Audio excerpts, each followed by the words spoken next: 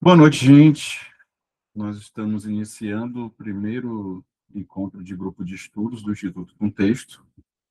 Esse encontro ele está sendo gravado, então, né, as pessoas que estiverem participando tacitamente aceitam o consentimento de estar sendo gravado. Obviamente, as participações via chat ou via outros que não sejam de vídeo, elas não aparecerão, só geralmente quem fala e a apresentação, que geralmente é gravada. Então, dessa forma, agradecer a participação de todo mundo que veio, né? E indicar para vocês que o grupo de estudos, ele é uma iniciativa do Instituto Contexto, de Análise de Comportamento Aplicada. Esse instituto ele fica em Camaçari, na região metropolitana de Salvador. Nós estamos, desde o ano passado, trabalhando com análise de comportamento aplicada e acreditamos, enquanto instituto, que construir o conhecimento de forma coletiva, inclusive fazendo grupo de estudos, faz com que não só os nossos profissionais que trabalham com a gente aumentem a sua capacidade técnica, mas também ampliar isso, dando acesso democrático às pessoas que têm interesse em aba. A gente sabe quão custoso é o investimento em análise de comportamento aplicada, e é um espaço de debate, né? Eu sempre estive relacionado a estudos e educação, e eu acho que é interessante que a gente tenha esse espaço. Uma outra vertente importante da ideia do grupo de estudos é a gente começar a discutir publicações nacionais, né? Geralmente, a maioria dos nossos textos que serão discutidos, não só nesse mês, mas nos próximos meses, eles estão em português, estão disponíveis gratuitamente para as pessoas, e nós sabemos que no mundo de hoje, nessa correria, é muito complicado a gente ter tempo para poder ficar lendo e estudando, então a gente cria esse espaço para que a gente possa ter acesso a esse tipo de tecnologia, certo? Hoje, quem vai apresentar é uma das nossas acompanhantes terapêuticos, né? Thaís Moreira, que fez uma apresentação do texto chamado Utilização do Treinamento de Comunicação Funcional na Diminuição de Comportamentos e Problemas em Crianças com TEA. É um texto de Júlia Vieira, de Gabriela Lozano e de Dailton Souza, né? Então, é um texto que está na Revista Brasileira de Análise de Comportamento e que está acessível para todo mundo. Eu coloquei o link no meu perfil, nos stories do Instagram, certo? E peço que vocês fiquem antenados ao Contexto Aba. Quem não segue a gente, é bom ir lá no Instagram, porque sempre a gente está colocando as nossas atividades. Inclusive, para todos que estão aqui, é importante salientar que no dia 7 de março nós teremos também um curso de aplicadores aqui no Instituto, né, na cidade de Camaçari, em que a gente trabalha a parte prática, a gente treina os futuros aplicadores em um dia de conhecimento. Então, fiquem à vontade para poder entrar no Instagram e conhecer as nossas atividades. Outra coisa que eu gostaria de pedir para vocês é, como provavelmente está sendo muito aberto, a gente não sabe muito a extensão da divulgação, às vezes pode surgir muitas pessoas, né? Nas experiências que nós tivemos no passado, já tivemos 100 participantes, 150. Então, eu solicito que as dúvidas que tiverem durante a apresentação, coloquem aqui na parte de mensagens, né? Ou aguardem a terminar toda a apresentação para a gente poder iniciar a discussão, certo? É uma apresentação do texto, uma discussão dinâmica, né? Tiago Lopes está aqui também como um dos mediadores, então Thaís vai apresentar, Tiago vai ser um dos mediadores, e é provável que eu também volte aqui para dar as minhas percepções, certo? Então, sem mais delongas, vamos iniciar o grupo de estudos, né? Passar a palavra para Thaís. Thaís, por por favor, se apresente e aí vamos dar continuidade.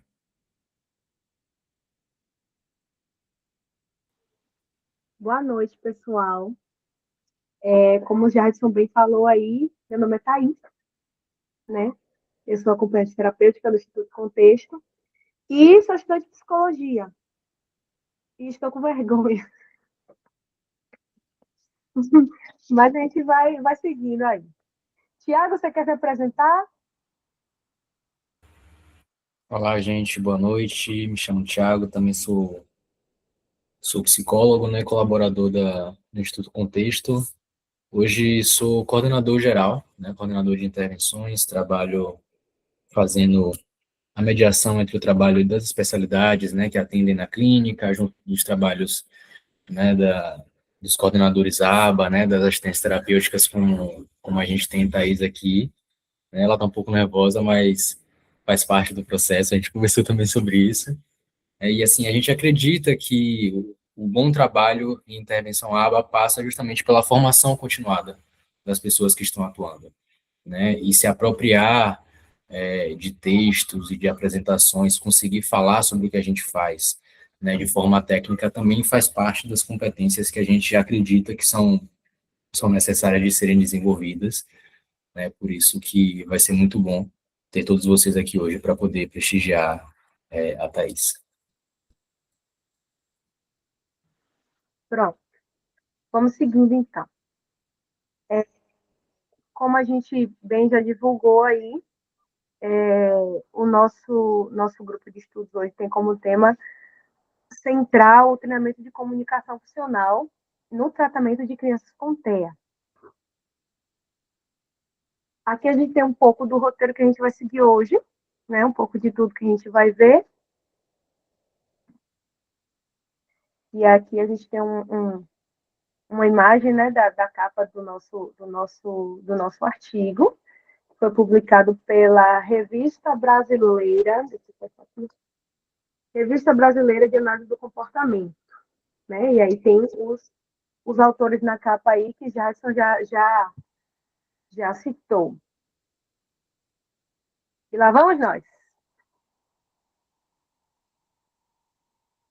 Então, meu bem, basicamente, resumidamente falando, esse estudo científico vai examinar a eficácia do treinamento de comunicação funcional na redução de comportamentos disruptivos ou interferentes, como a gente costuma chamar também, em 4 crianças diagnosticadas com o transtorno do espectro autista.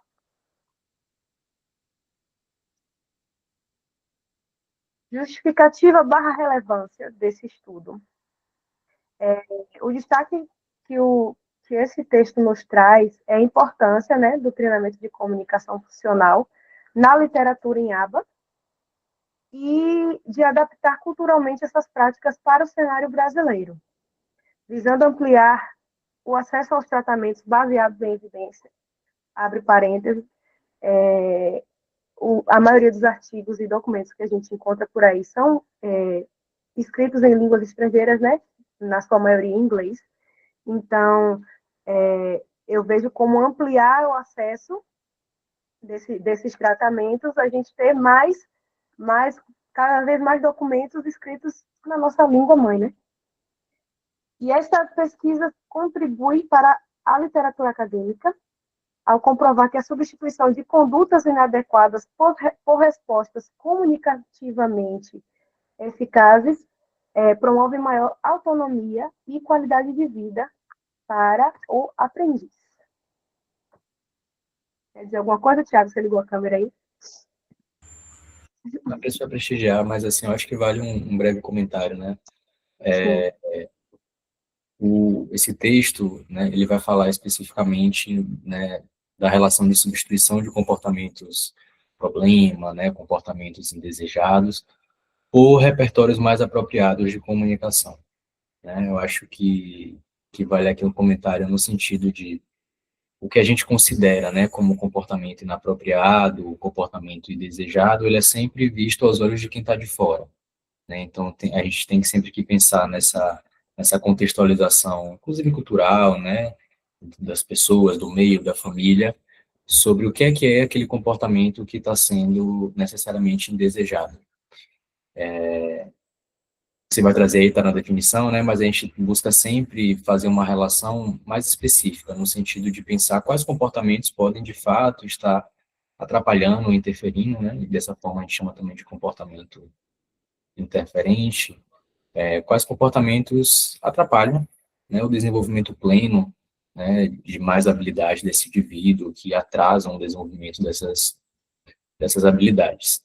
E aí um dado também que a gente tem é que uma parte significativa, né, pelo menos mais de 70% dos comportamentos problema emitido, né, que são registrados, né, catalogados, tem relação direta com os déficits em habilidade comunicativa, né, das nossas crianças e adolescentes.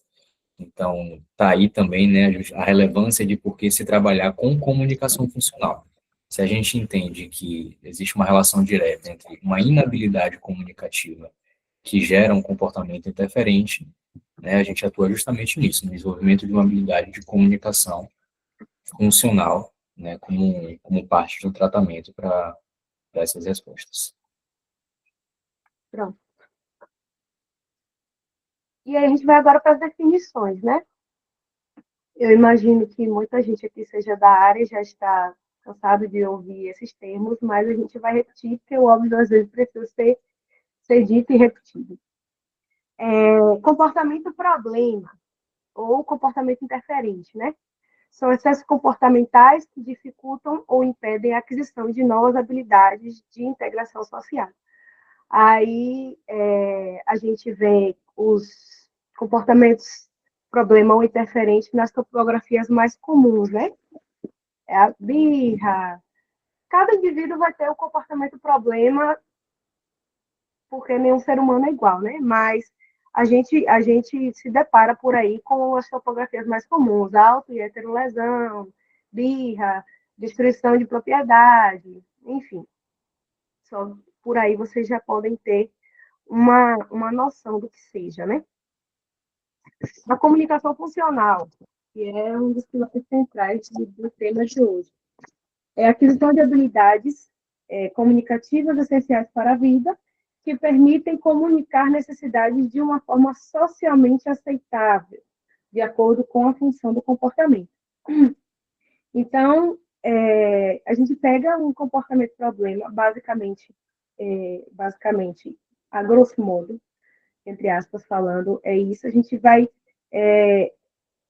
Meu Deus, eu já estou adiantando o assunto.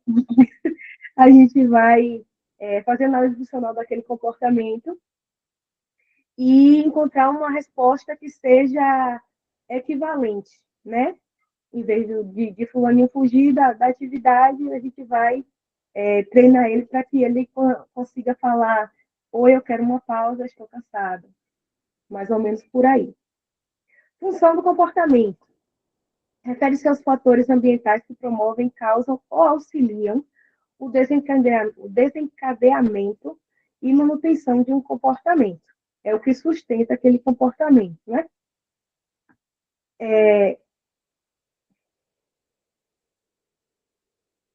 Aqui a gente tem as 4 funções do comportamento, que para ilustrar um pouco melhor essa função aqui do comportamento, decidi colocar aqui para vocês. Basicamente são essas 4, né? A primeira é a sensorial, né? Ou estimulação automática, e o reforçamento daquele comportamento vai se dar pela sensação interna que o aprendiz sente quando interage daquela forma. A segunda é o escape, fuga, a famosa fuga, né? Que aquele comportamento tem por função fugir de alguma demanda ou de algum ambiente ou de alguém. O terceiro é o tangível, né? Para ter que quando o fulaninho faz determinado comportamento para ter acesso a algo, né? Para ter acesso ao celular, para ter acesso a um determinado tipo de brinquedo. E o quarto é a função de atenção. Alguns comportamentos por mais que reforçadores, de maneira prazerosa ou não, às vezes reforçam certos comportamentos, porque a demanda da criança é atenção, né? Por exemplo, a gente sempre tinha na escola o fulaninho que era retado, e a professora sempre brigava com o fulaninho, mas fulaninho sempre repetia aquele tipo de comportamento. Então, a função deste comportamento, desse fulaninho, provavelmente será a função de atenção. Por mais que a professora não esteja falando, ai, que legal, que não sei o quê, por mais que a professora esteja brigando com ele, que não seja só um momento, Letícia, que não seja uma atenção, né, digamos assim, prazerosa de se receber, é o que sustenta aquele comportamento de fulaninho. Diga, Letícia, você levantou a mão, a famosa seta. Quer falar mais alguma coisa, Letícia? Foi sem querer. Tá bom. Então vamos seguir. Isso aqui era só para contextualizar, né?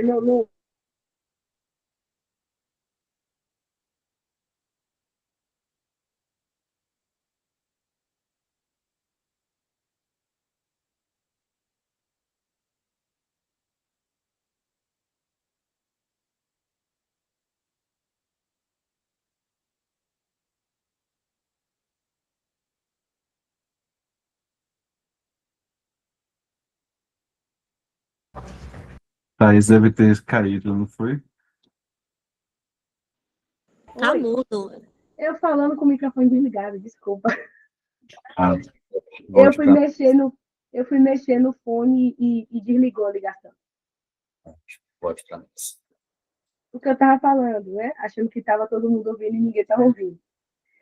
Sobre as funções do comportamento, o artigo cita, mas cita bem pouco, né? Cita mais sobre análise funcional. Mas função do comportamento ele não detalha aqui. Isso aqui era só mais para ilustrar, né? Para ficar bem claro aí na cabecinha de todo mundo.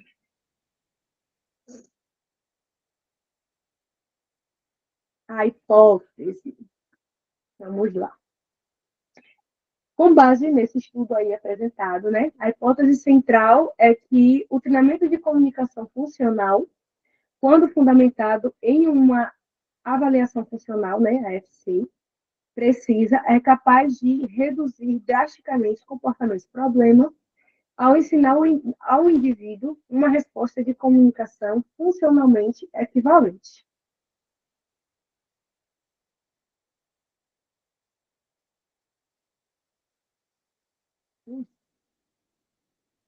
E aí agora a gente vai entrar na metodologia.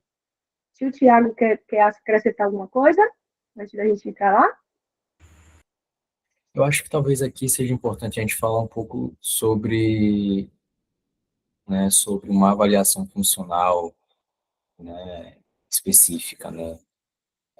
Como você estava bem falando, né, quando a gente fala das funções do comportamento, são as relações, né, diz respeito às relações com o ambiente, né, com os antecedentes e com as consequências que vão manter esse comportamento ao longo do tempo, né? Então, como você falou, né, eu estou numa situação da escola ali em que a criança repetidamente faz um comportamento e repetidamente a consequência disso é ele receber um tipo de atenção da professora.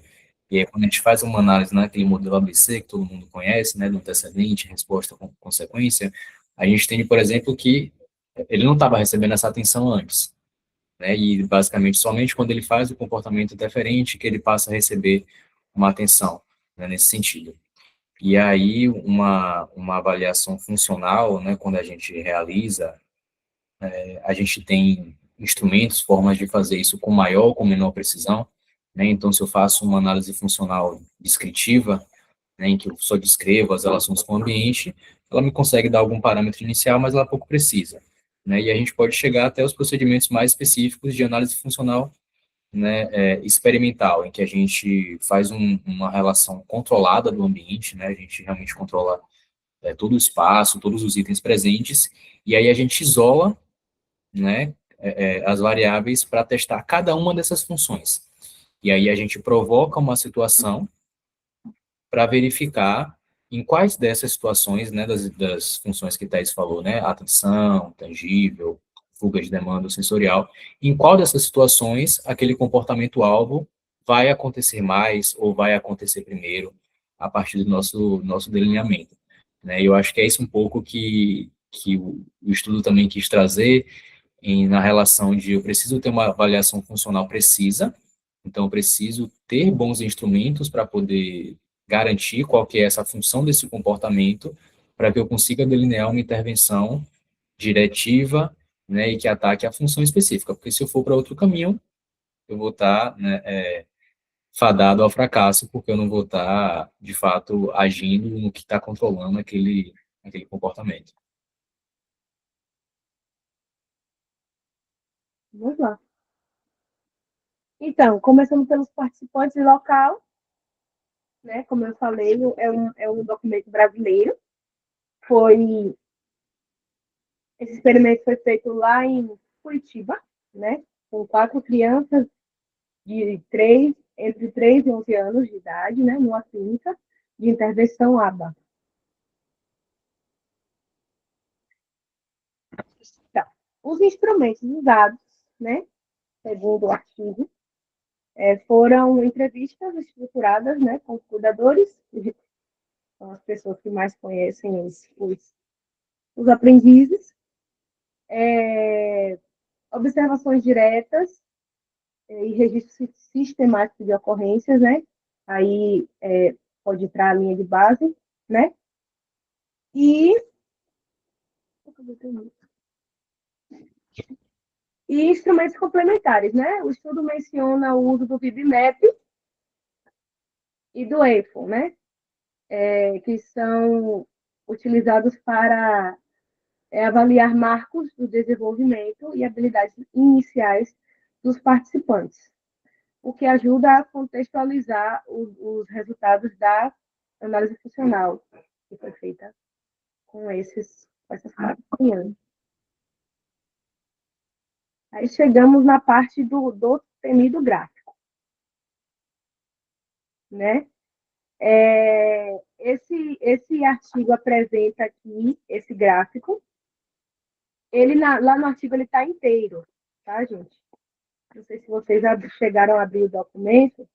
Não sei se eu consigo mostrar aqui. Se nem dá para ver. Ele está assim. Mas aí eu precisei, por causa da visibilidade, cortar ele no meio e colocar aqui.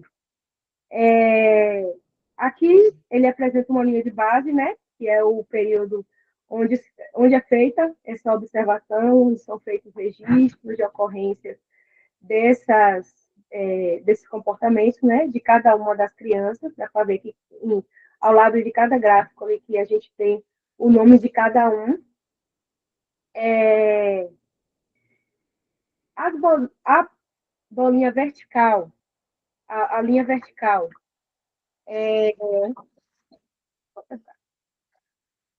o eixo vertical é a frequência das respostas e o eixo horizontal são as sessões consecutivas, né? A gente vê aqui o número de 0 a 65. Os círculos fechados, né, as bolinhas pretas, simbolizam os comportamentos problema. E as bolinhas abertas, né, sem pintar, simbolizam os mandos, né? As respostas equivalentes ao comportamento, né? As respostas que foram adquiridas ao repertório dos aprendizes durante o treinamento de comunicação funcional. Aqui a gente percebe que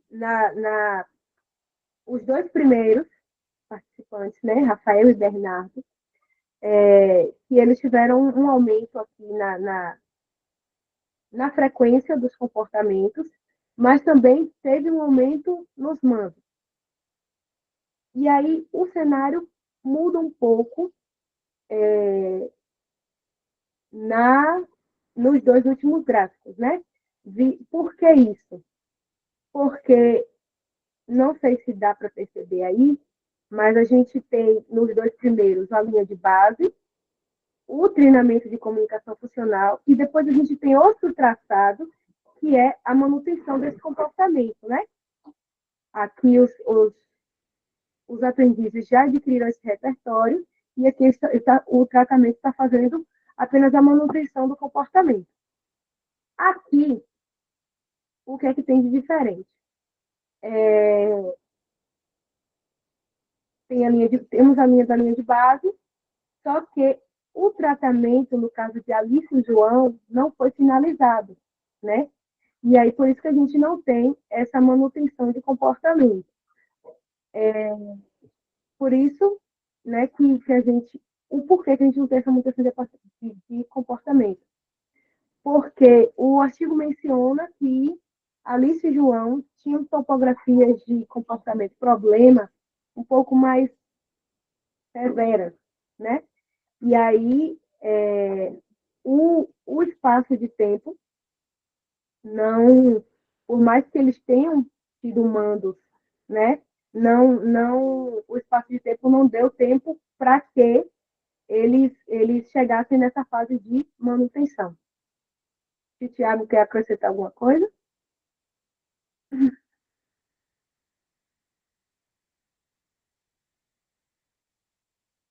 Cadê?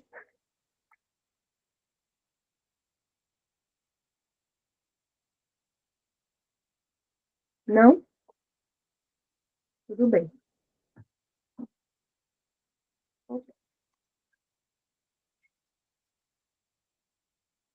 As principais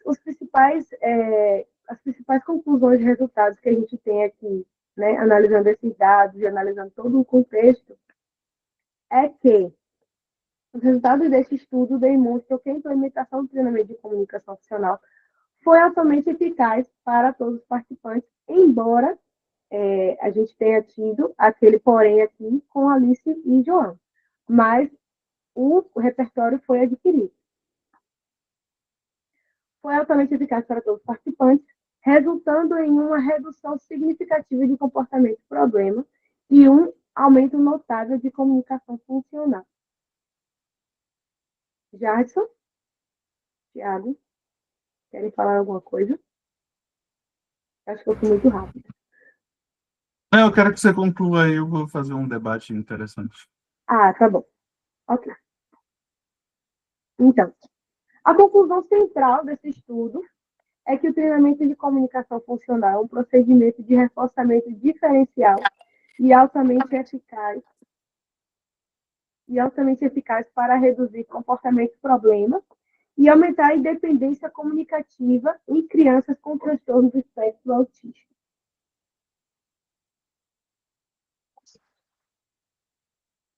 Pronto, seu Jadson.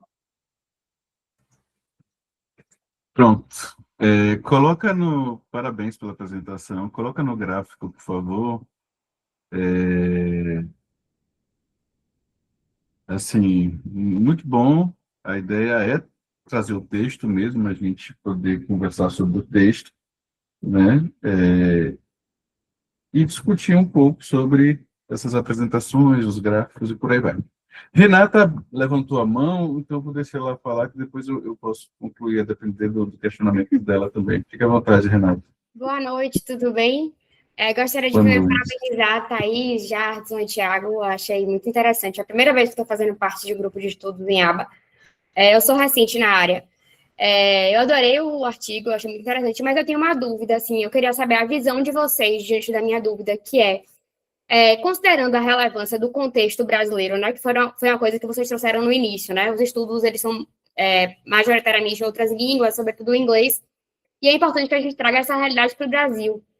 E eu queria entender como é que vocês enxergam quanto aos instrumentos utilizados, né, o VibMap e o EFL, porque com o pouco contato que eu já tive com esses instrumentos, também com o checklist Denver, por exemplo, eu vejo um distanciamento entre o contexto brasileiro e alguns alvos trabalhados, sabe?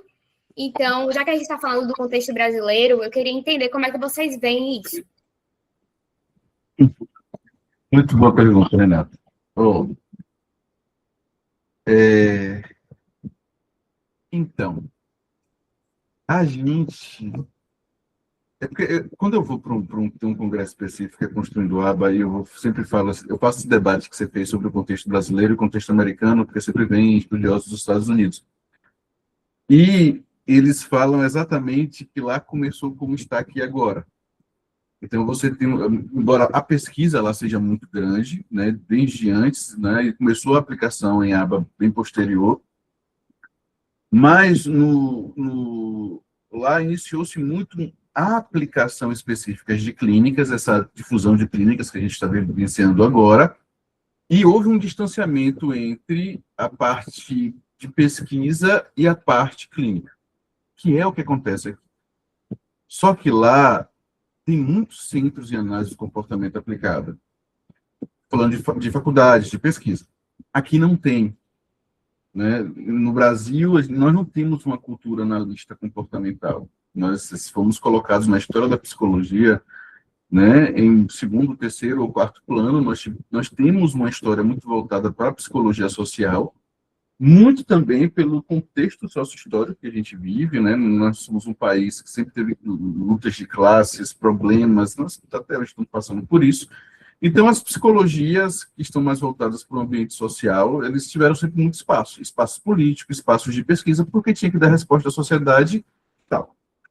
Hoje, eu vejo alguns centros de pesquisas, digamos, profissionais que estão dentro das faculdades, mas que estão em institutos, produzindo algumas pesquisas.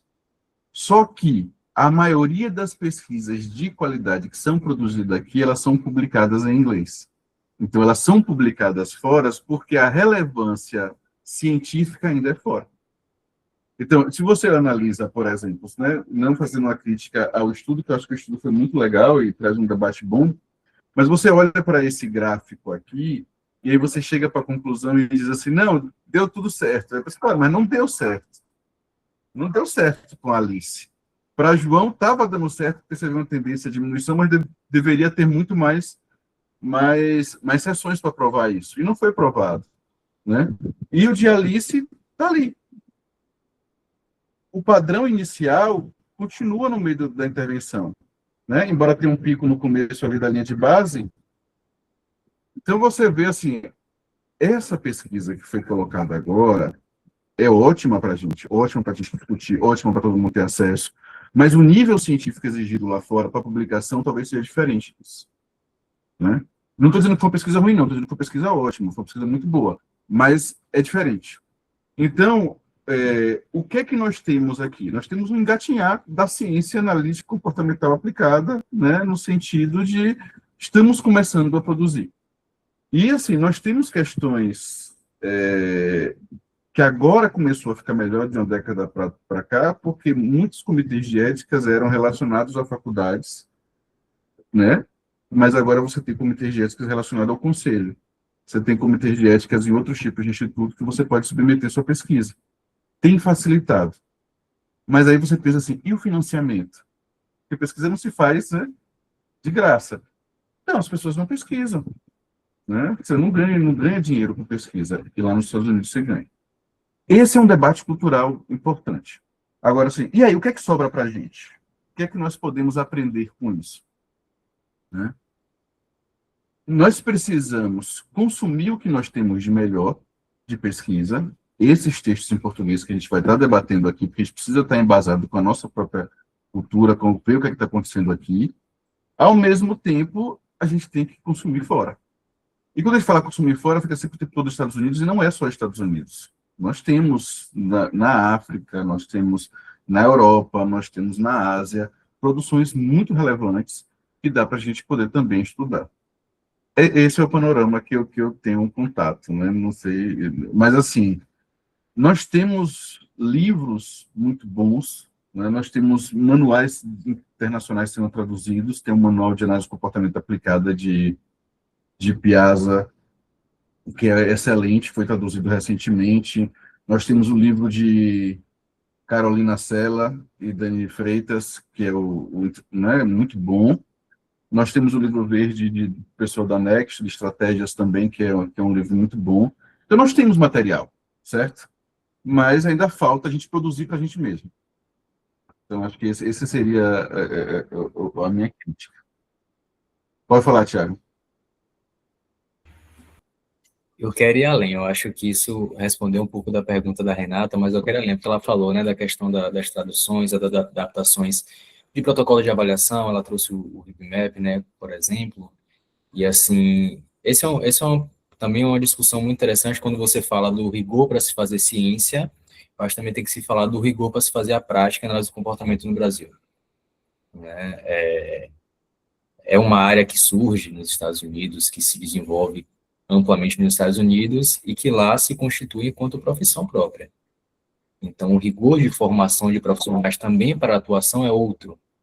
Né? E no Brasil surge a partir de uma demanda de mercado, de público, né? que necessita desse serviço. Então, a gente tem uma profusão de clínicas e de profissionais que se utilizam ou não de determinados instrumentos e que dizem que fazem determinadas práticas, né? E então isso também nos coloca numa posição de ter esse rigor do que é que a gente está avaliando sobre o quanto o instrumento está sendo bom ou não, mas também sobre o quão bem esse instrumento está sendo aplicado por determinado profissional. Né? Isso não significa não questionar, não revisar os protocolos existentes. O próprio VibMap, ele está, inclusive, em revisão. Ele está para ser ampliado, ele está para ganhar uma nova área, né, de avaliação ali para garantir a integração entre as habilidades que são desenvolvidas. Então, fazer ciência é também isso, né? A gente está revisitando o que se constrói. E eu diria também que na nossa prática, a gente não pode ficar tão somente preso ao rigor de um protocolo. Né? Se a gente tentar implementar pesquisa pura na clínica, a gente também pode cair em alguns erros, até porque nem todos os espaços vão ter as condições de implementar, né, um rigor metodológico de pesquisa científica que é necessário. O que não significa abandonar as 7 dimensões, o que não significa abandonar a análise de dados, não. É apenas a gente ter essa criticidade em vou escolher um instrumento apropriado para avaliar meu aprendiz, mas eu também vou ter o rigor de pensar para além desse protocolo. O que é que eu posso pensar para além do que está escrito, né? A tradução não veio perfeita, tem uma coisa ali, pô, às vezes a tradução do protocolo pede uma coisa totalmente fora de contexto, né? Você pega o EBOS mesmo, vai pedir para ensinar moeda americana na tradução literal que ele tem, né? Que não faz sentido, mas aí a gente pensa, não, talvez faça sentido, então, ensinar conceito monetário, o que não está destrinchado na área de matemática do EBOS, mas aí vai justamente dessa análise que a gente precisa fazer na nossa prática clínica. Né? É isso, meus 2 centavos de contribuição. Beleza. Suelane, você levantou a mão, pode ficar à vontade. Tá com o som desligado, o microfone. Pronto. Boa noite. Gostaria de saber, tenho essa dúvida, quais são as principais responsabilidades do aplicador entre clínica, escola e a família? As principais. Suelane, olha, tem um artigo saído quentinho no ano passado de Luiz Humbert e Bruna Colombo, que ele fala sobre as diretrizes do aplicador relacionadas à escola. Eu acho que é muito bom. E a gente vai discutir esse texto também no outro grupo de estudos. Vai dar muito pano para manga, né? Essa é uma parte...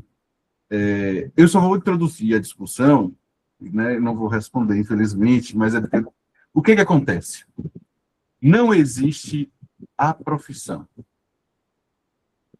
Se não existe uma regulamentação da profissão, o que é que você faz nesse meio, entre clínica, família e escola? Quem é que te protege? Né? A clínica puxa para o seu, a escola vai puxar para o dele, a família vai puxar para o dele e por aí vai. Quando nós falamos de diretrizes, que eu acho que a palavra do artigo é diretrizes, eu depois pedi para o pessoal do contexto colocar lá o link, tá? que é bem acessível esse artigo. A gente fala de princípios e formas de caminhar desse AT, mas não é regulamentação profissional. Não é do tipo, o que é que você deve fazer, o que é que te impedido de fazer. Quando você está dentro de um conselho de saúde, por exemplo, na sua diretriz do conselho, no seu código de ética, já vem destrinchando o que você não pode fazer. Mas se você não pertence a nenhum conselho desse, né? E se você não pertence a nenhum conselho, você é um, né, estudante de pedagogia, um estudante que não seja, e aí? Eu fiz isso porque eu achei que era interessante. A clínica tem diretrizes específicas do que fazer. Então, ainda nós estamos nesse ambiente, num ambiente em que o que dita o que fazer e o que não fazer está no seu empregador, que não tem uma profissão específica. Aí você tem diretrizes que são colocadas pela ciência ou pelos cientistas, pelas pessoas que trabalham em artigos científicos, do que deve ser feito para ser mais eficaz, ou qual é a sua função e tal. Mas isso não é regulamentação.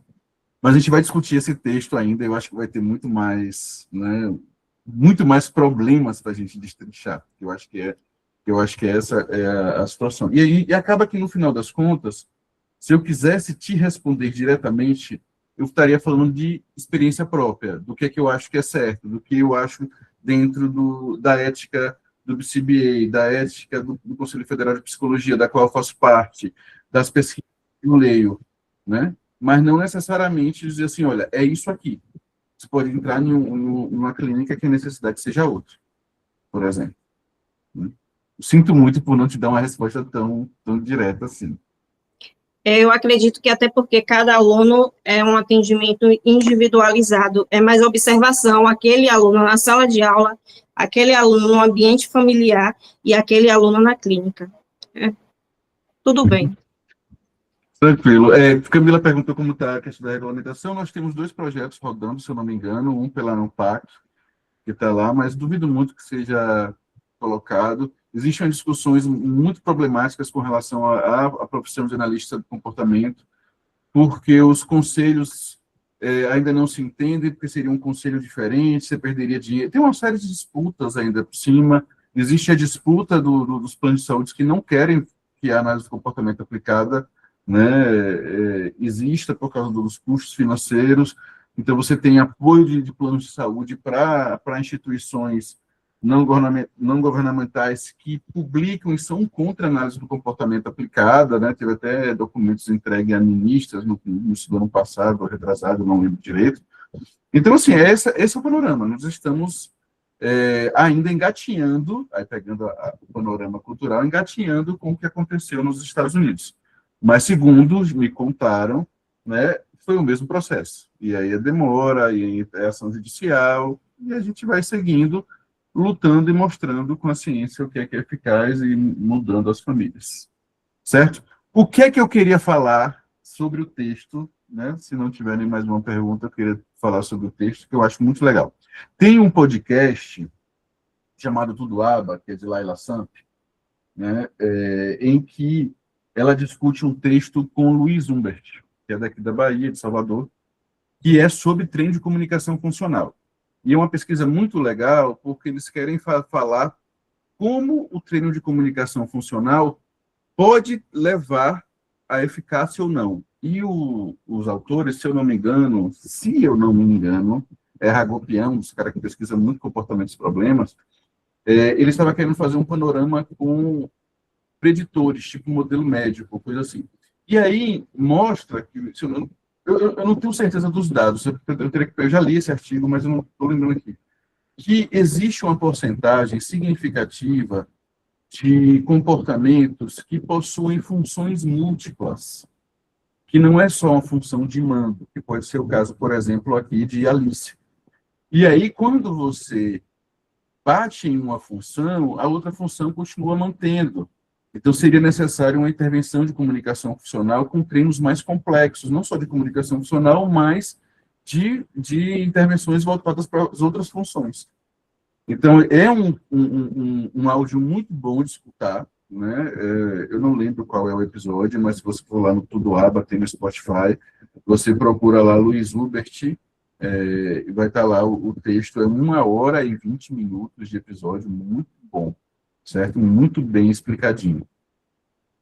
Então, o treino de comunicação funcional é importante, é maravilhoso, mas às vezes ele não dá conta só fazendo, por exemplo, a pesquisa que eles fizeram com relação à substituição de mandos, né? Então, você vê, por exemplo, que pode ter outras funções relacionadas aí no caso de Alice.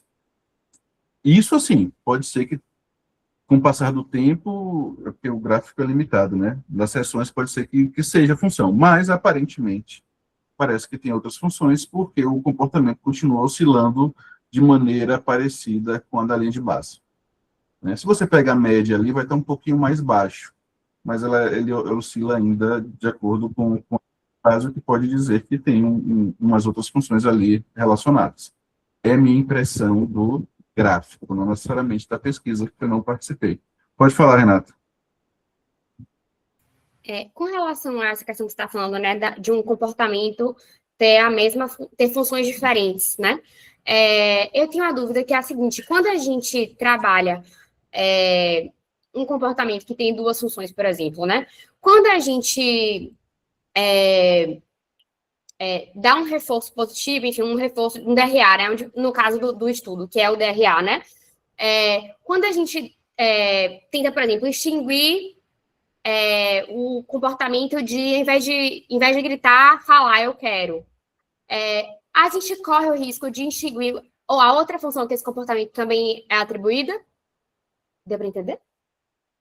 Tipo, se eu bater numa função, a outra pode acabar também? Vamos pensar, é isso. É porque eu quero dar uma resposta que a gente pense, não porque cada caso é um caso, né? Então, acho que é importante a gente pensar. Vamos ver o seguinte: se nós temos duas funções no mesmo comportamento, eles podem acontecer no mesmo momento, mas podem acontecer também em situações, em contingências diferentes. Por exemplo, o gritar. O gritar, eu posso ter acesso à coisa que eu quero, ao mesmo tempo eu posso ter a atenção de minha mãe, certo? Mas na escola eu posso ter a recusa de atividades. São contextos bem delimitados, né? Então, se eu bato, por exemplo, na atenção da mãe e no querer alguma coisa, porque acontece com o meu locus está ali na casa, as duas funções acontecem só na casa, é capaz de uma afetar a outra porque vai estar relacionada. Mas a relação com a escola, talvez não, porque são contingências diferentes, embora a topografia seja a mesma, a função é diferente. Então, é muito possível que ela se mantenha lá. Então, assim, não posso garantir que uma intervenção de comunicação funcional resolva três funções. Na verdade, a possibilidade é que não resolva. Pode acontecer, pode. Se estiver entrelaçado, é possível, né? Às vezes, você tem uma criança muito verbal, muito inteligente, você faz uma negociação com ele, ele já, né? Talvez por quê? Porque ele fazer lá na escola, ele não faz, chega em casa e fala para você: olha, eu não gritei na escola, o que é que eu posso ter agora? Então, a relação não é a escola, é porque ele tem um autocontrole, ele tem uma série de outros repertórios que consegue fazer, né? Então, é de fato uma questão complexa. Por isso que eu sei, se você escutar esse podcast de Luiz Humbert, você vai ver assim, o quanto ele é bem explicadinho com relação a essas questões do treino de comunicação funcional. Lembrando uma coisa, assim, só para quem não conhece muito do treino de comunicação funcional, tem um capítulo no livro de Carolina Sella, e é o seguinte: ele foi muito difundido. Assim, vou resolver tudo. Tem comportamento de problema, treino de comunicação funcional. E isso ficou tipo, a função é isso, vamos fazer. Sem uma análise funcional mais experimental, como o Thiago falou na apresentação. Isso banaliza o treino de comunicação funcional e acaba fazendo com que você perca a possibilidade de diminuir esse comportamento. E aí, tipo assim, já foi reforçado intermitentemente. A gente sabe que esquemas de reforçamento fazem com que o comportamento dure mais tempo. Nós temos que ter muita preocupação. Por isso que eu indico a vocês, se quiserem aprofundar essa discussão, escutem um podcast do ABA. O artigo é em inglês, por isso que é interessante escutar esse podcast, porque eles falam sobre o artigo em português. Eu acho que é isso, gente. Né? A gente ficou aqui esse tempinho, foi muito gostoso. Né? Só para contribuir, você comentou sobre a impressão que você teve sobre as funções dos comportamentos, né, dos participantes. No próprio artigo, né, depois, se vocês se interessarem para dar uma olhadinha lá, vai ter uma tabelinha na página Aqui diz 32 embaixo, mas enfim. Vai ter uma tabelinha que vai dizer o participante, a idade, o comportamento, problema que tem e a função do comportamento com base na análise funcional que eles fizeram para poder se basear esse artigo. E aqui a gente vê justamente que aqui no caso de Alice, a gente tem basicamente as 4 funções aqui. Então, muito por esse sentido aí que Jadson falou. Só para fechar. Então, o podcast é tudo aba, você encontra no Deezer, encontra também no Spotify, né? Tem também o Instagram da Daxta, né? Se vocês puderem ver também lá, eles sempre publicam esses podcasts. É isso, meu povo, agradecer, né, a apresentação de Thaís, a participação de vocês. Mês que vem nós estaremos aqui também, então fiquem sintonizados no Instagram. Se você curtiu, dê o like, né? Se inscreva no nosso canal. Eu estou descobrindo como mexe um pouco nesse negócio do Meet aqui, e eu acho que no próximo talvez eu já consiga fazer também com uma vinculação direta com o YouTube, né? Para fazer a apresentação pelo YouTube, que pode ser que a gente consiga encontrar mais pessoas. Então é isso, gente. Muito obrigado. Obrigado, Thaís. Né? Sigam lá o contexto e vamos juntos. Grande abraço. Sextou. Tchau, tchau, gente. Boa noite.